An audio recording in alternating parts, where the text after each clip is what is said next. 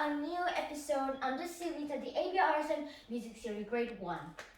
Today we'll be learning about grouping of notes. Let's get started with the grouping of notes, shall we? Now we know all about the types of notes that we need to know for Grade 1 beginners. They are the semi-brief, the minim, the crotchet, the quaver,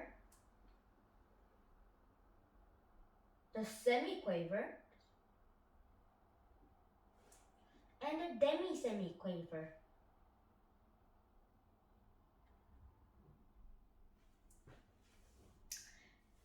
And all of these three can join each other together because they have tails. Now when we are grouping notes together, we need to have some rules, because if we just do them separated, or like all of these are grouped together to make a one, that would be very complicated. So here are some rules that we need. For now, let's forget about these and let's focus on these three. Now we all know that quavers are put together, but sometimes they are put together in two beats, into minims. For semi-quavers, we put it into a beat to make a crotchet. Draw it the wrong way.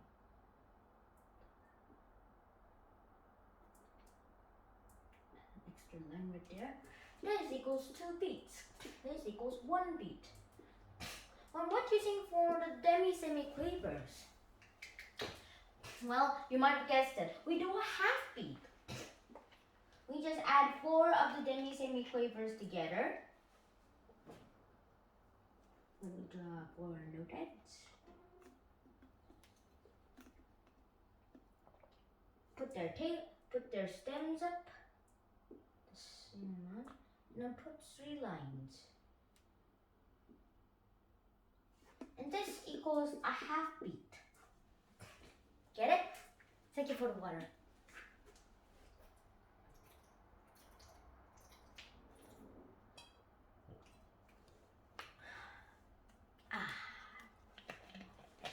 Now let's continue on.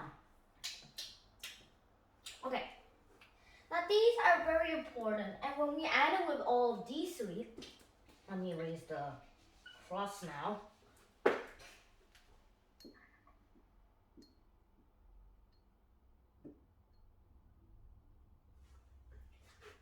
They are done in a similar way. Usually when they are grouped together, sometimes we just break them up.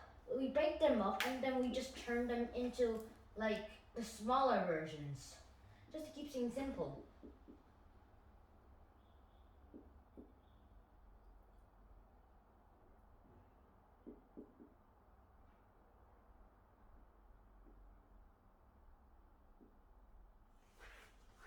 Now we get about the grouping of notes. Now let's talk about the grouping of rests.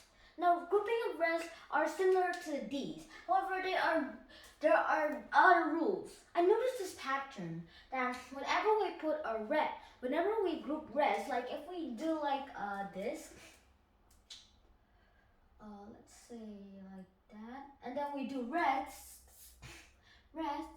We always whenever the rests are behind a sound note, like a note, we always put the lowest, shortest amount of time note, like a quaver, and then we put the longer pitch of the note, like a quaver. A crotchet. And if the note is behind the rests, we usually put the longer sounding rest. Like let's do with the crotchet example again, not the Harry Potter card, the opposite. And then put the C. And then we put the quaver. You find out actually symmetry. Yeah, it is. But when we put different lines on here, we put the wrist where they are. Now that's basically it for today. I hope you enjoyed this video as much as I did. Please like the video, hit the like button, and hit the subscribe button to all or notification. And I'm gonna start a new thing called like the email or comment of the week. I'll be reading out my comments for a week, and I'll post and I'll share you guys the top one that I think is first place and the most I like. Please put your comments in the comments below, and also please tell me what I shoot for my next series. Bye bye, ShenHan out. Yeah! Music quiz! Okay, so today's music quiz is about how do you group in a way for quavers, a semiquaver, and a demi-semiquaver. And where do you put these rests in these empty spaces? Please write your answers down below, or just draw a picture, just copy this and draw it. And send it in my email. And look for the answers in just 2 seconds. And yeah! And here are the answers. This is how you group a quaver. This is how you group a semiquaver, and this is how you group a demi-semiquaver. Oh, that's a long word. And this is where you have to put the rests. Whenever a note is in front of some rests, you have to put the shorter lasting rest and then the longer lasting rest.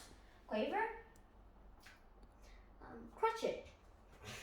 And for a note behind the rests, it is the complete opposite. You put the longer lasting rest in front, and then you put the shorter lasting rest in the back.